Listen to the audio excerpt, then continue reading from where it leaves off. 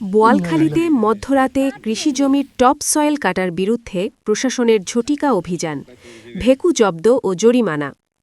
SV news 24 টিভির সাথে আমি আছি নাসরিন সুলতানা। তথ্য ও ভিডিও চিত্রে এবার বিস্তারিত সংবাদ।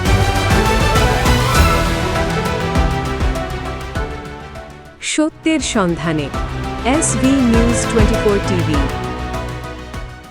চট্টগ্রামের বোয়ালখালীতে কৃষিজমির উর্বর টপ সয়েল অর্থাৎ ওপরের মাটি কাটার বিরুদ্ধে কঠোর অবস্থান নিয়েছে উপজেলা প্রশাসন।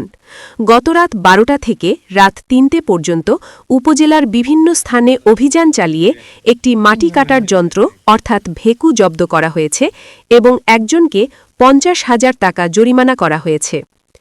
উপজেলা নির্বাহী কর্মকর্তা ইউএনও মেহেদী হাসান ফারুক ও সহকারী কমিশনার ভূমি এবং নির্বাহী ম্যাজিস্ট্রেটদের সমন্বয়ে গঠিত টাস্ক ফোর্স এই অভিযান পরিচালনা করে।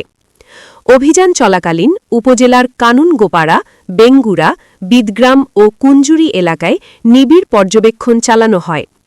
অভিযানে ইউএনও মেহেদী হাসান ফারুকের সাথে ছিলেন সহকারী কমিশনার ভূমি কানিজ ফাতেমা, বোয়ালখালী থানা পুলিশের একটি চৌকস টিম।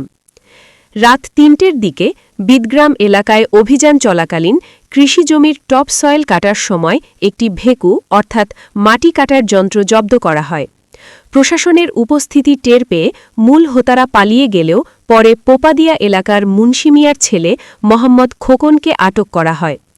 কৃষিজমির উর্বর মাটি কেটে শ্রেণী পরিবর্তনের অপরাধে বালুমহল ও মাটি ব্যবস্থাপনা আইন 2010-এর 7-এর খ ধারা লঙ্ঘনের দায়ে তাকে 50,000 টাকা অর্থদণ্ড প্রদান করেন ইউএনও মেহেদী হাসান ফারুক।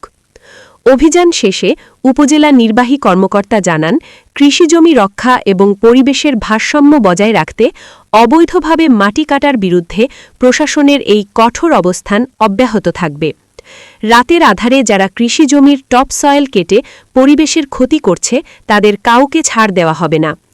এই ধরনের অপরাধ রোধে উপজেলার বিভিন্ন গুরুত্বপূর্ণ স্থানে নিয়মিত টহল ও ঝটিকা অভিযান পরিচালনা করা হবে।